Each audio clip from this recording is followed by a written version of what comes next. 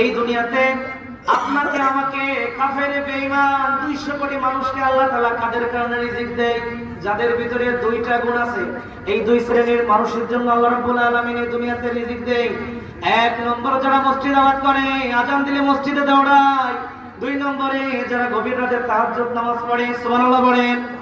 আল্লাহ রাব্বুল আলামিন সূরাতুল জুমারের 9 নম্বর আয়াতের ভিতরে বলে আম্মান হুয়া কানিতুন আনাল লাইলি সাজিদাও কিয়ামান ইয়াহযুরুল আখিরাতা ওয়া ইয়ারজু রাহমাত রাব্বি।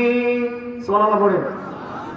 সেই ব্যক্তি কি সমান যে ব্যক্তি আল্লাহর আনুগত্য করে, রাতটা কাটিয়ে দেয় সিজদা করে, রাতটা কাটিয়ে দেয় দাঁড়িয়ে।